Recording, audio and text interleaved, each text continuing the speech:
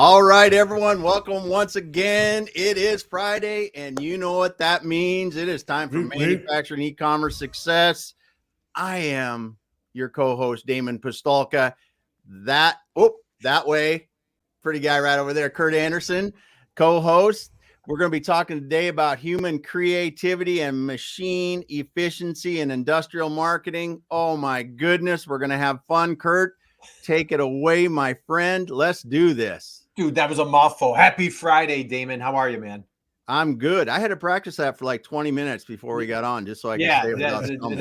And it's still all right. So I hope you got a good night's sleep, because this is going to be phenomenal. This is a great program. This is going to be a master class. All right. So I hope everybody's sitting down for this one. This is an honor, privilege. Introduce our dear friend, John Joyce. John, how are you, dude? I'm doing great. Thanks for having me on, guys. I can feel the energy. My honor, my privilege. Friday energy. I'm surprised you still have it, but yeah, let's go. Well, Damon's in the morning. I'm like lunchtime. You're past happy hour where you're at. So all right, let's dive in, John. We've got a ton to cover, lots in common. I just, what an honor, privilege. I had to meet you in Austin, Texas at the Industrial Marketing Summit. Damon, speaking of the Industrial Marketing Summit, guess who was at the Industrial Marketing Summit? Who? I got it. That fine young lady right there. Whitney Houston was in the house at the Industrial Marketing Summit.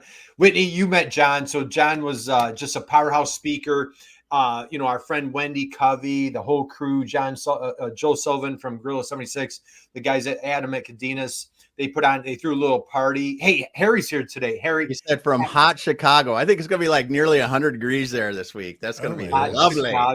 Hot Chicago. Hey, that's Damon, crazy. We're going to be live in Chicago next week, man. Yes, we are. We're going to be streaming live from Chicago next week. But hey, John, let's dive in. So we have so much to cover. Industrial marketing expert here. But before we go there, I have a quick question for you. Curious minds would love to know. When you were a little guy growing up, John Joyce, who was your hero? Who did you look up to, and who was your hero when you were a little guy? Yeah, that's funny. That's a funny question. I would say probably my dad is super, super obvious answer, but my parents, my mom and dad, and I think actually both of them are a huge part of who I am, because my mom was a pianist and my dad ran a software company and was a software architect, and that creative side and that logical side were both driven into me, my whole life. And I'm a musician and a creative guy on the marketing side, and also I love coding and building systems and all that kind of stuff. So I went through that teen phase where I hated my parents. I'm just going to admit it. Like I was like, the last thing I want to do is be like my parents, and then came back out the other side, like with so many things that are from my parents. And now both of them have passed, and all those things that they just serve as like little reminders of them, So might be a canned answer or kind of like a typical answer, but I definitely would have to say probably my mom and dad. No, hey, you know what, John? That was a beautiful answer, not canned whatsoever, just completely inspiring. Mom and dad's names, please. John. So I'm John Jr. JJJ, if there's not enough J's in there. And my mom was Ruth. John and Ruth. All right. Well, John and Ruth. Well, hey, God bless them. They're looking down, just smiling on their little guy right here. What a great answer. What Damon, was it Mark Twain that said, when he left the house at 18, came back at 22, he was amazed at how smart his father got over those years, right? Yeah, totally. John, does that resonate a little bit with you? Totally. And I have a 17-year-old and a 20-year-old. Yeah, so do I. I've seen it from both sides of the equation here. Yeah, no, I'm right there with you, brother. I've got a 17-year-old. About 25, it starts to switch. Yeah. It will turn around and so hey, this is awesome. I think Harry dropped a note. I think Harry's got a 17-year-old too, possibly. Harry, I think you maybe dropped a note this week about that. So, John, thank you for sharing. So it sounds like a great combination. And pique my curiosity, musician. What do you play? Drums. Oh, you're a drummer. Yeah, nice. I'm a drummer. See, gosh, I knew. You know what? I was a drummer when I was a little guy. What kind of drums, though? Well, that's a djembe and a doumbek from the doumbek's from Morocco. The djembe's from the music store. But all different kinds. I mean, I've had timpani, electronic drums, full kind of like Rush drum set that goes all the way around you. Wow. Just a little teeny kit. Now I don't even have a kit. I play other kits when I go places. If there's a kit, I don't have any of my own equipment except for like African percussion or basically ethnic percussion because it's portable. Yeah. Yep. Awesome. Well, hey, Whitney's got another comment here. I'm going to pull up Damon, the Industrial Marketing Summit. I hope to go again next year. It was awesome. Totally agree. So, John, we're going to dive into that. So, again, drop a note in the chat box. Let us know that you're out there. Connect with John on LinkedIn. He has just a wealth of information, all sorts of great things going on. John, so let's go here. So, you're an Akron Zip back in the day. And so so you talked a little bit about mom and dad, your engineering side, creativity side. Yeah. What inspired you? What led you into marketing, and really what led you into industrial marketing? So for me, when I went to school, they kind of said, you should be an engineer. And they stuck me in engineering because I had I tested for the aptitude or whatever. And that was fine. But to me, it got boring fast. Like I thought, okay, this is too...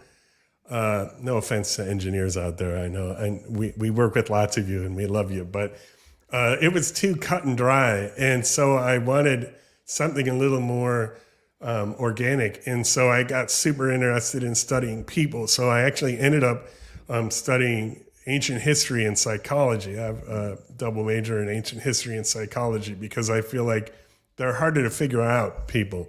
And then I said, well, I love systems. I love creativity, and I find people fascinating, and I need money. So how do you put together people and how they work and systems and communication and creativity and money? And the answer was marketing. So I just ended up really going into a creative field. I was a graphic designer. My first job out of college was graphic design, and then that led up to marketing. And then I started an agency, and then I became a consultant, and I've worked in companies, outside of companies, et cetera, et cetera. Industrial marketing in particular is interesting to me because it's complex. So it's not just an emotional play like, hey, our shoes are cool, you should buy them. It's not just that easy. Not that that's that easy, but it's way more complicated. It's like a long game, and you have so many different channels and so many different verticals and so many different messages and stakeholders, and all of that makes it complex. So I love that. I love complex problems. So that's why industrial marketing, it just hit, to me, it hit all the things that I find interesting and is a job that allows me to feed my family at the same time, right? Yeah. So that whole Ikigai thing, if you've heard of that, where you're combining what you love, what you're good at, what makes money and what the world needs. Right. Absolutely love it. All right. That was fantastic. Damon, we got another comment. Yeah, we got some comments. John says, if you take my 17 and 20-year-old, you can have 4 teenagers. Nah, I'm good.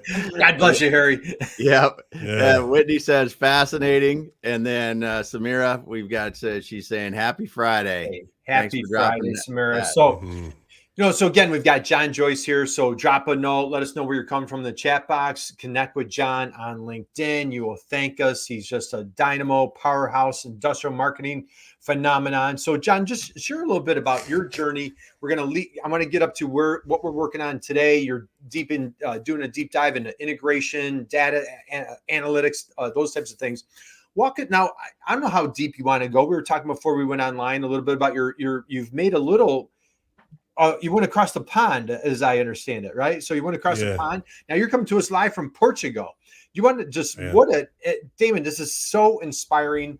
I don't know how deep you want to go, John, but just share a little bit how you brought your family over to Portugal.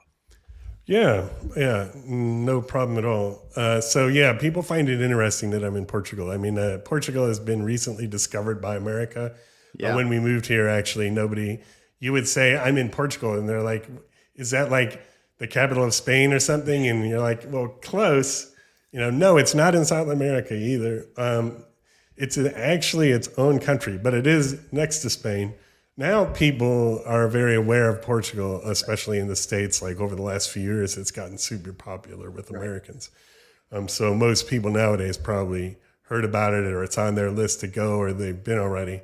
But anyways, the reason why we got here was kind of like a whole confluence of circumstances, which were actually the most difficult time in my life as a man. It was, I don't think I slept for 3 years. And what essentially happened was at that time, this is going all the way back to 2010, I had an agency, a small boutique agency, and I loved it. It was going great. It was literally right across the street from my house, the perks of being a business owner. And we were doing industrial marketing and other types of marketing, and the subprime mortgage crisis happened. And 3 of my biggest clients were related to home building and real estate. And so that was like, they were the 80 of the 80-20. Yeah. And so they all disappeared, actually. One of them is still around. Actually, 2 of them are still around, but they hit pause like in a major way. And we held our breath for 2 solid years on the 20 and basically just couldn't do it any longer. And I had to sell the agency. So I sold the agency. We had put all of our money and everything into it to keep it going for 2 years. So this was actually my master class in how not to run a business. So people always say, well, you have experience and knowledge about this or that. And I can say, I don't know anything about anything. And I could tell you 100 ways not to do something because I've made a lot of the dumb mistakes. Yeah. Well, this is one of those things, throwing good money after bad, and just basically holding on to my ego and saying, I'm not going to fail. I'm not going to fail. I'm not going to fail. And then what we did was just fail ultra spectacularly. And we ended up losing literally everything except our house. And then at that same period of time, my mom died and my sister died. And my dad was already gone. I have one other sister, but 3/4 of my childhood family that was in the area was gone. My business was gone. And the church we were serving in at the time had a leadership catastrophe. And I'm not going to go into details on that, but that also blew up. And then in that crater of what was previously our life, we were looking around and saying, okay, that sucked, but we actually now have no ties to any reason to stay in Akron, Ohio. We've been here at that point, 25 years or something like that. And, our own family won't even come visit us here because it's boring. So why are we here, Yeah. No offense to Akron. I'm going to offend everybody, I guess. But anyways, so at that point in time, we said, this is kind of a sort of freedom.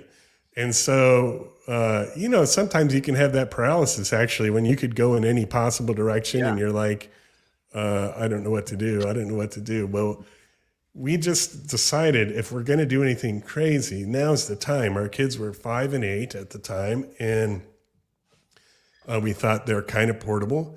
It's not going to destroy their world. And let's put the house on the market, our last remaining thing and everything in it. And we sold the house and had an estate sale and sold literally everything we owned down to the glasses and stuff from the, kitchen drawers and then packed up and moved overseas. And initially we went to Morocco. So we went there for about half a year, a long summer, the longest summer of my life, because I'm going to tell you also, it was the hottest summer in the history of Marrakesh at 120 plus degrees and Ramadan. But anyways, that's a whole other story. From there, we went to Lisbon and we were like, okay, Lisbon is our speed. We kind of dig it here.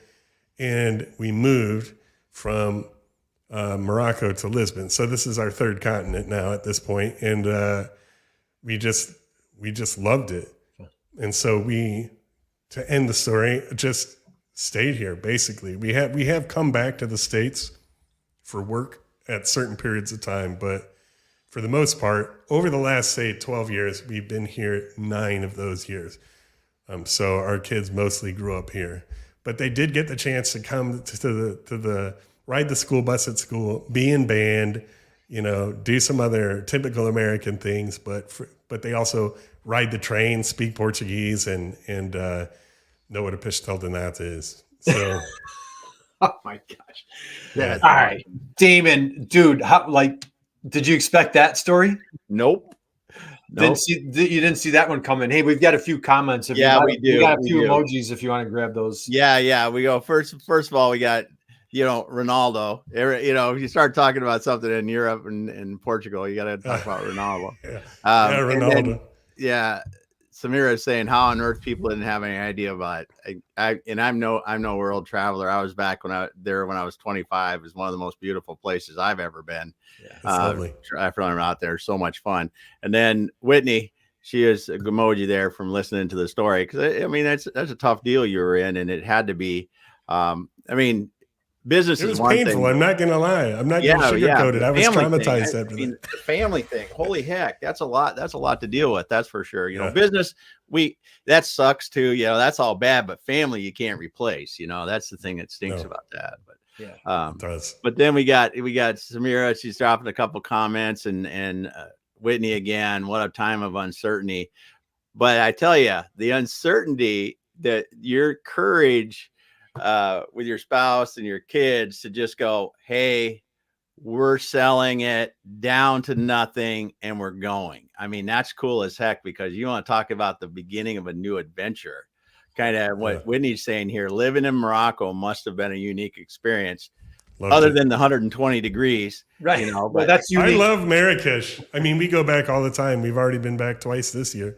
Yeah. So I highly recommend it. If you haven't been there, go there. It's just a completely cultural, different experience. Yeah. It's good stuff, though. Good stuff. And then Harry dropped a comment. I'm always inspired by people who demonstrate resilience, and you are a shining example. Bravo. Hey, that's so kind of you how to about say that. Everybody give a big round of applause. And you know what? We have a lot to talk about. We're going to dive into industrial marketing, some other things, but this is life, and John, so John just told me the story before we went on live. John, first off, thank you for sharing your story with us here publicly. That's not an easy story to share with, strangers or on a live stream like this. So my hat's off to you, but talk about, this is the understatement of the day. Turning lemons into lemonades. Lemonade, right? I need something much more dramatic than lemon into lemonade. But dude, for you and your wife to sit there and everything that you went through, the mortgage, you had the mortgage crisis had nothing to do with you. You know what I mean? It's so here's an unforced error that came into your life. Mom comes into poor health. That's these things come your way. Yeah. And you sit back, and so many people could have folded. So many people curl. I've been curled up in that baby position multiple times. And here, you guys step up and take a trip and a change of a lifetime. Can you just share, scary, exciting? What do you remember 2010? What was going through your mind as you're like, oh, we're really doing this? Yeah, I think there was a huge amount of just a desire to escape, just going to be honest. So after the kind of catastrophe that whole process took years. So it was 2 to 3 years, say, of going through all of that. And then I think we just wanted to hit the reset button. You know what I mean? Let's just do something completely different. We just went out of here. Have you ever been through say a really bad toxic workplace? I'm just going to try to make an analogy, and you're going in there for years.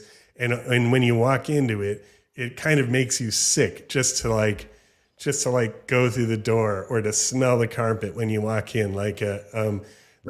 Okay, you make associations. Well, all of life was kind of like that, where it was no matter where you looked, it was just okay, this whole life we currently have, I feel kind of traumatized from it. And now it's just making me sick. I got to get out of here, kind of a thing. And so, there was just at the time of leaving, there was really a sense of joy and excitement of just we're going to do something completely different. Yeah. We're going to go somewhere completely new. And then the reality of like, okay, that's not a vacation. Like moving somewhere is different. Like, you're figuring everything out. You're wasting all kinds of money, making stupid mistakes, getting ripped off, learning things, doing things the wrong way, going in a direction, changing direction.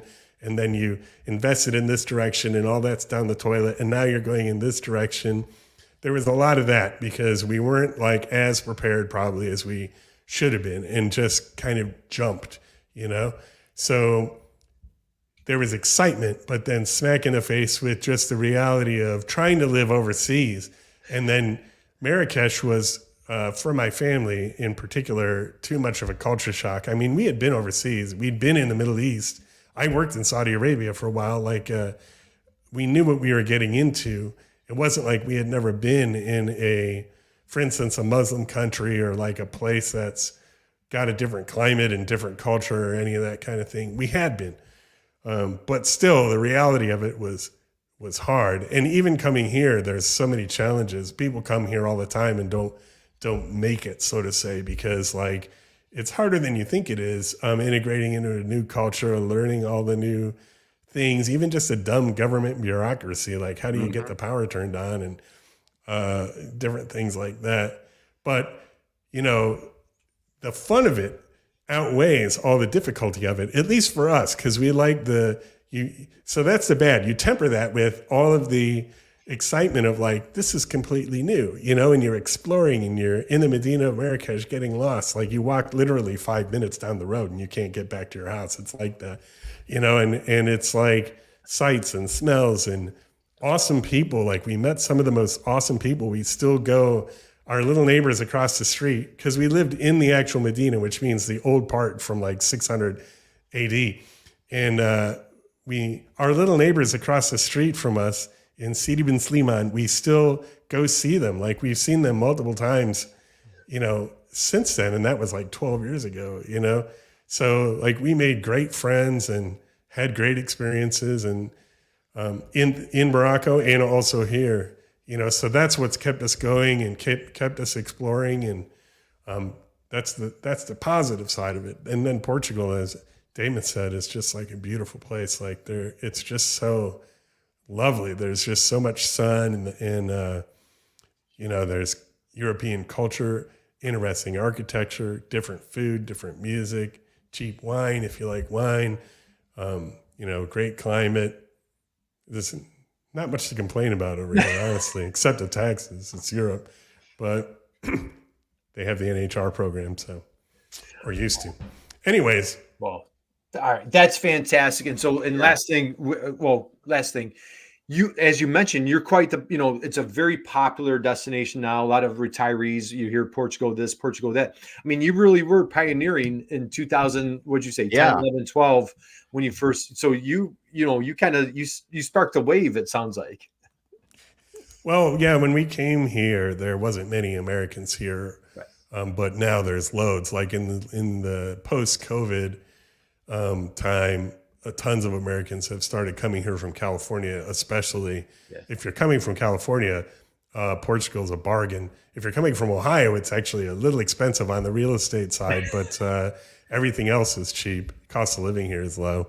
Nice. So yeah, there's been an influx of Americans, I'd say, in the last 3 or 4 years. But when we got here in 2012, the country was in the crisis with when all the European countries were going bankrupt. Remember that period of time? Portugal was in that in 2012 when we came here. So it was like a big recession, but it's not anymore. I mean, they came out of that period excellently and are doing well now. Yeah, well, good for you. So, all right, let's go here, John. So you make a huge pivot with your life, your family, go to another, 2 different continents.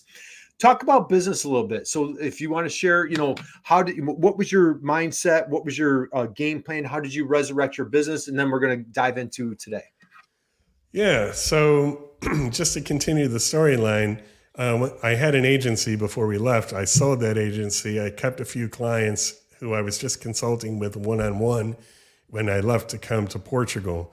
And One of those clients actually just started taking more and more and more and more and more of my time. That was Brennan Industries. So eventually they said, John, would you come back to America and create a marketing department? And so I came back to the US and built a marketing department there. And during the time I was there, the company went from like 40 million to like 250 million and became a global company. It wasn't just me. I'm not taking credit. Yeah. But it did happen while I was there. Yeah. I played some part. John, I would take as much part credit of as it. possible. Yeah, take as much credit as possible. You're part of it. I mean, the logo I designed is like 20 feet on the building, you know. There you go. I definitely left a mark. But anyways, I stayed there as long as I could. But at some point, I felt like there wasn't enough opportunity staying within that company. So I set off again and used a lot of the experiences I've had over 30 years of doing industrial marketing to launch back out into a business. So I started my company, which is called Bridger.io. And what that company does is technical integrations for industrial applications. So things like tying manufacturers into distributors' ERP systems like Motion Supplier Connect or AIT's Direct Connect, or bringing your CAD system that's on your website, bringing those leads into your HubSpot, Salesforce, or Dynamics, and different things like that. Different problems that I had solved along the way for manufacturers and knew that there was a need to solve these problems. Like if you do defense contracts with the Department of Defense and have CMMC rules, there's all kinds of security requirements. It can be very difficult to integrate something. So I have an on-premise integration platform that helps with that allows you to put that in your DMZ and still do integrations with selective database replication. So without getting too technical, different types of integrations for industrial applications. So that's how I started the company. Now that company is growing, gradually. And while it's growing, I'm kind of bootstrapping it with fractional CMO work. So I work with just a few select companies leading their industrial marketing while I'm growing this technical side of the business. So it's kind of a 1-2 scenario with both of my areas of interest and expertise. And it's interesting because what you're doing is that creative and like you said, the coding kind of thing mixed together with your marketing and that. Because those integrations, I mean, that's no small feat to make some of those custom integrations work, but they are significant problems. I mean, it just the amount of like you said in these integrations, you often find people are we're going to do it manual until they realize that that's just not going to work, or B, they're going to go, okay, we're going to do some sort of import, export, whatever, to these things, which over time just proves to be, or some, sleight of hand automation that really doesn't work until you get the real integration and you go, oh, this just works. And and we don't even think about it anymore because it's integrated. Yeah. Right. And that's it's just really interesting seeing how companies go through that process until they find that integration, that custom integration that really works well. Because you can waste a ton of money if you don't do it right. Well, so a lot of people think my platform has an integration capability built in. It's got an API. My other thing has an API. I can make them talk to each other. And if you haven't customized it, you might be able to turn it on and just have them talk to each other. Even something as super basic and fundamental as connecting HubSpot to Salesforce. Okay, those have a built-in integration between both of those softwares that you can just turn on. That's like an authorized integration. But if you've changed things, so all you have to do is change the state field to pick list values in Salesforce, and now all of a sudden your HubSpot integration won't work anymore, and you'll look in there one day and there's like 500 errors for unable to do an integration. Well, that's an extremely small example, but as companies scale and have systems that are more tailored to their specific business requirements, there's none of these kind of like off the shelf solutions really work. You still need, you're basically hiring a software developer who's using that solution to build an integration that actually works with your custom objects, your custom data, your custom requirements, whatever they are. So, it gets complicated and outside of the realm of just like, oh, Zapier will do this. It gets out of that realm like pretty fast if you're doing any kind of real customization and usage of data that's mapped towards how your business actually works and not just the default HubSpot, like how it comes out of the box or whatever, insert your software here, So if you get any additional requirements put on you, like GDPR, if you have branches in the EU, branches in the US, if you have government compliance issues or any kind of proprietary system, all of a sudden the complexity level just goes up really fast. And, so people need help figuring out those situations. Well, like you said, these kind of solutions aren't off the shelf. I mean, especially when you're looking at all the different kinds of systems that you're hooking together or need to hook together. Right. You talked about Salesforce and HubSpot. They are probably a rare example of two that actually will even talk to each other out of the box at all. Mm-hmm. For sure. We've run into it in e-commerce applications before where you're trying to connect suppliers to a third-party integration hub that's moving between all different platforms and suppliers and moving everything from orders to payments to, and when you look at that, it's all custom work to get those things talking because nobody says it exactly the same way. No, and then in the murky intertwinings of those integrations, what leaks of data are happening? Yeah. Do you know? Like, here's data. I have 7 data points over here, and I'm putting them into this system that has 5 slots for it.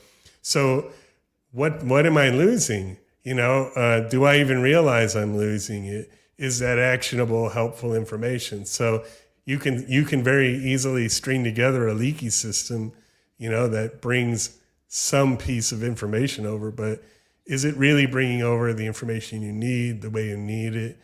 And that's where, you really start, it does get more complicated fairly quick, Well, and no, you mentioned one huge thing, know what you're leaking, because even in the simple systems like I've been working with is if you're processing thousands of orders a day, how many are you missing?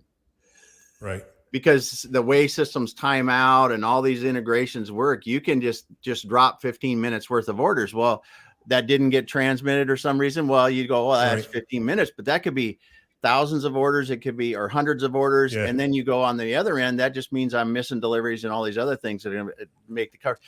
Your integration stuff that you're talking about is just fascinating to me. And we don't need to go down the rabbit hole too far with this, but because it is, I mean, it costs, average size businesses, tens of thousands of dollars, if not a month, every quarter, and hundreds of thousands of dollars a year because it's eaten up in labor and mistakes. Absolutely. Like, you just made me think of a story of one integration I did, which, one of the first ones I ever did, and I won't mention names, but it was a connection between it was a e-business integration where people could place orders and they came in through this integration.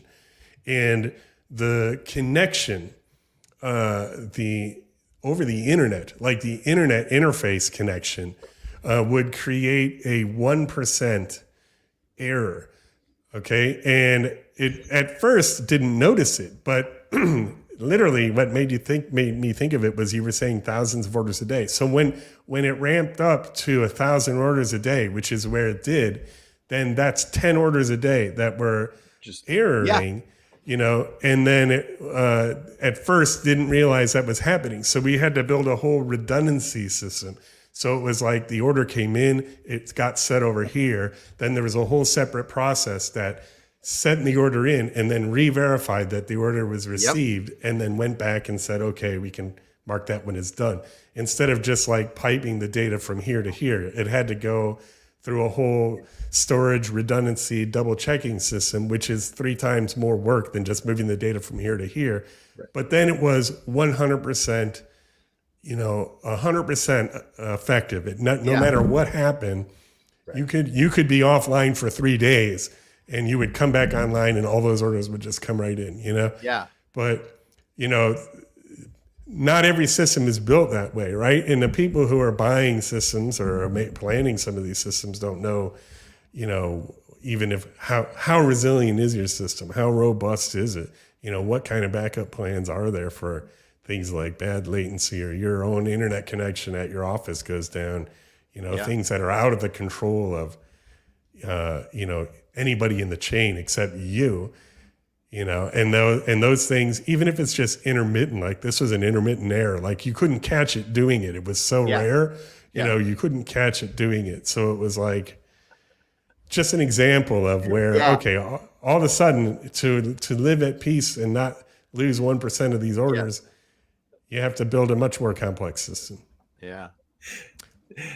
So like 1% is 300 orders a month. I mean, just put that in perspective. Yeah. Oh yeah. Crazy. It adds up quick when you get 1,000 orders a day. Hey, Damon, we've got some great comments. We got tons of comments here. I will start back here with Alawasi. Thanks for being here. Made it in. Thanks so much. He's got a bunch of good comments here. Go through those. And then we've got Whitney says, I know an American family living in Portugal and loving it. That's awesome. Great, Whitney. Now you know too.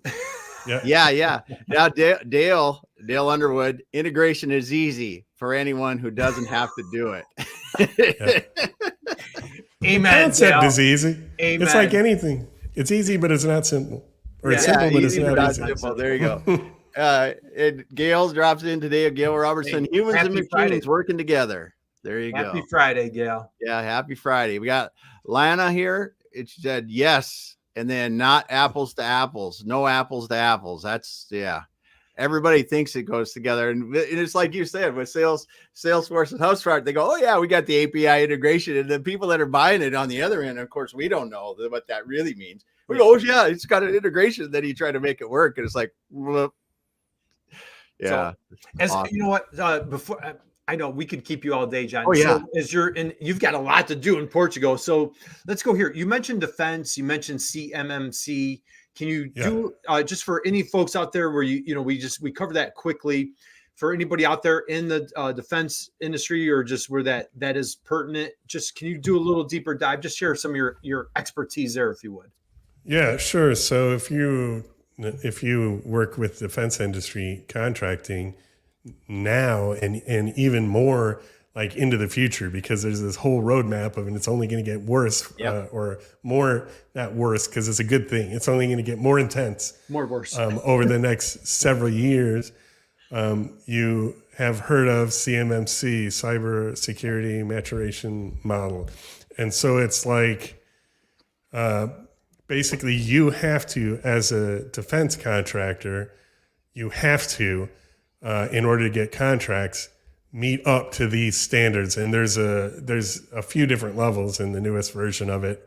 And some levels are harder than others, but depending on what you're doing and how you're doing it, your requirements for cybersecurity could make it very difficult to share data. Okay, mm-hmm. Because the whole reason for all of this is because foreign governments aren't targeting like a U.S. government computers. They're actually targeting like manufacturers trying to get data on like weapons systems or all different kinds of things. And because our defense industry base is like all kinds of little manufacturers and people all over the place, they're all at different varying levels of security. And so the government enacted this system to kind of bring everybody up to a higher level and said, you can't have a contract unless you meet these basic requirements. But those basic requirements make it difficult to share data because by nature, they're like trying to make a brick wall between you and the rest of the world. It doesn't make it impossible. It just makes it more challenging. So that's one area where I've been able to help companies to share data where, for instance, you can't actually connect anything to their ERP. So they might have an ERP and it has a REST API and it is compatible with various kind of integrations, but you can't get to it because it's not legal to allow it to be accessible to the rest of the world. Like you can't just put it on the internet. You know what I mean? That's a massive violation. So Yeah. You have to come up with systems of getting around this kind of thing. And I have an on-premise integration platform that I can put in your data center in a DMZ, for instance, with a replication of some subset of your database that's not information that we're trying to control. And then that can be a live connection between your systems, your own systems in your DMZ and outside of your DMZ. And my system can provide an integration point built around your data. So that's all custom, built around just a raw database data that's brought over from your system. We still don't put data into your system. There's ways to get around that too, but this allows us to get data out of your system and share it. So for instance, an application is you take your product data and pump it to your website. That's can be sort of straightforward sometimes, but in this kind of situation, it's kind of technically impossible. So, you have kind of air gaps between those systems. So how do you get around it? So this allows you to do things like that, share information with people downstream from you, take orders in from your e-commerce system, even though it can't talk to your ERP and all that kind of thing. So it enables you to kind of be compliant with the requirements and still do the things that you want to do with your data. Wow. Okay. That is juicy. Yeah. And there's a lot of manufacturers that could use that expertise right there, John. So that was, man, that was great. Damon, any comments, thoughts that you have as far as integration? I know you're doing a ton of different integration. Yeah, I mean, what you're talking about there, and we used to deal with the old-fashioned way when I was back in the aerospace, and you were doing the defense contracts where you needed clearance and stuff. That you had to work off of paper a lot of times, or they actually back in the day you were moving stuff on disk or USB drives and stuff because you couldn't get the data sets and everything we needed to manufacture without doing it that way. But yeah, that's awesome though, to be able to do that and create, like you said, the air gaps so that you can keep everything secure like you need to, but still allow ordering, because that's one of the biggest pain in the butts, I think, is, to get, how do you let somebody order something? How do you let somebody see the status on an order? How do you, just, and how do you make sure you're not, I don't know all the requirements, but, not showing exactly what they've ordered, Right. and making it so the person on that end knows what they bought, but the rest of the world may not, so it's just good stuff all around. Yeah. Yeah. I mean, I think the problems that are out there are kind of interesting, and they're fun to solve. And as you get to know like different businesses, I don't know if you've worked with enough industrial manufacturers, like they're all unique. They're all interesting. They all have like they're so experienced, and their depth of knowledge about the one thing that they do is like so deep, and their processes and everything are it's always fascinating to like get inside these companies and kind of learn about them, see what they're doing, and just they're good people, and it's fun to help solve their problems. You know what I mean? I haven't met a bad one yet. I don't know if I've been lucky, but so far, like they're all good people. You come away saying like, oh man, those are great people. I love working with them. Nice. Awesome. So John, as we start winding down, I've got a couple questions left, but before we wrap up, best way for folks to reach out, connect with you, to take a deeper dive, if this is just music to their ears, learning about integration, some of these other areas of expertise that you have, what's the best way to find and reach you? The best way is on LinkedIn. I'm pretty active on LinkedIn, and you message me and I'll be responsive. So just reach out and say hey. Awesome. Well, definitely connect with John. So John, I want to wrap up with a couple of quick questions here. So first off, if anybody out there that just came in a little bit late, there's an amazing, incredible, inspiring story that John shared. I encourage you, invite you, welcome you, hit the little rewind button and go back and catch John's story. And it's you'll get chills. It's moving. It's inspiring. It's a wonderful story. John, as you've had this 30-year entrepreneurial journey, if you were to go back to your younger self, or maybe in 2009, or say, your kids, there's a younger entrepreneur out there, what would you say? What's the best advice that either you've ever received or that you would love to pass along to another entrepreneur? What's the best advice that you would love to pass along?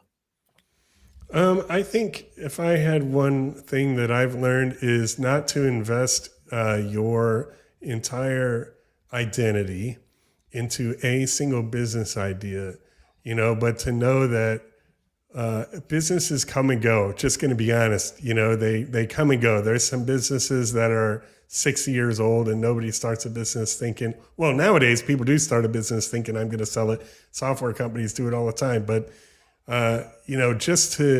if you get too invested in it, in your personality, you can't see and make logical choices that you need to make, so that's what I would say. I would say, don't get too overly invested in your identity with your business.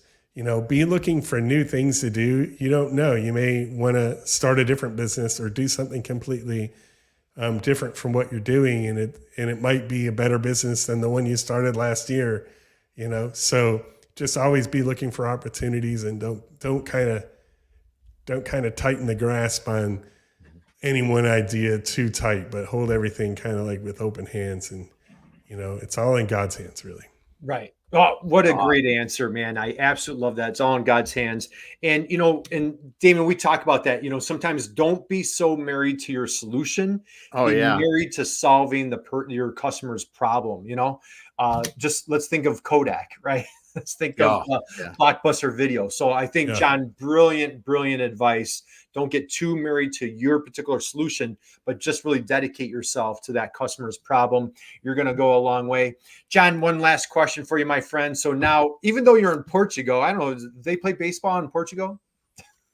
Not a lot. They actually have American football teams here, which is they have kind American of interesting. football teams. Nice. Okay. Well. So, all right. So now you're from the Akron area. Did you happen to grow up? Were you a Cleveland, now Guardians? Were you a Guardians fan at all? Well, I was on the west side of Cleveland. Yeah. So Indians fan, now Guardians. Nice. I'm not a huge sports fan, but I'm definitely, you can't miss the Indians, Guardians. Yeah. If you live in the area. That's right. It's and huge. they have a great drummer there, by the way, right? In center field. So I have a quick question for you. It's kind of baseball related. So let's say hypothetically, I'm asking for a friend. Let's just say hypothetically, say there's a Guardians game going on, it's like bottom of the ninth, there's 2 outs, and there's a person on second base, and they need somebody to come up to the plate, hit it and winning run. Okay. You with me? Mm-hmm. So the manager of the Guardians, ex-Indians, looks down the bench and says, "Hey, Joyce, grab your helmet, grab your bat, get up to the plate and hit in the winning run for us." All right. You with me? So you pop on your helmet, you grab your bat, you're walking to the plate. Being the musician that you are, as you walk up to the plate, what's your walk-up song? Oh, geez, what a pivot. And this question is set up for like 20 minutes of sports and then pivots at the last second. Oh, geez. I don't know, man. That's a good question. It'd probably have to be something by either Rush or Metallica. Rush or Metallica. Yeah. Maybe Tom Sawyer from Rush. That would be a good one. We'll go Tom Sawyer from Rush.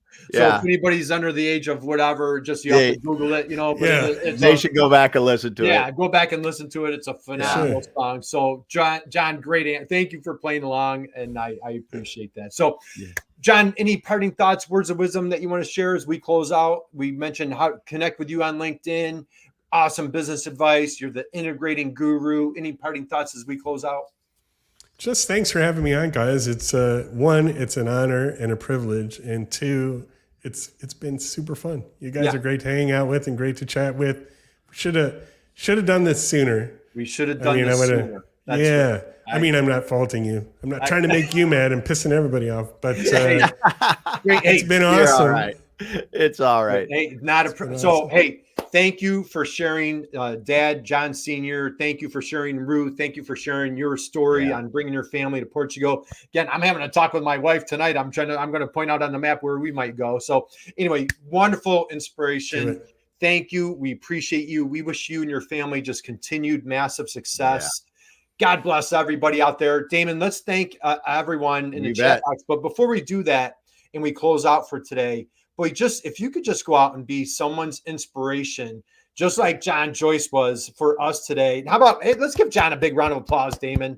And let's thank you, everybody in the chat box. And Damon, why don't you close us out for today? Yeah. Thanks so much for being here today, John. Awesome conversation. And I'm telling you, if you got in here late, you're out there listening, go back to the beginning and listen to the inspiring story, as Kurt said, and then listen to how John is helping people integrate these challenging systems and the things he's doing in industrial marketing.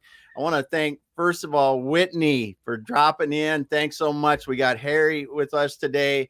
We got Olawasu, we got Samira and Dale and Lana. Hey, just thanks so much for being here today, everyone.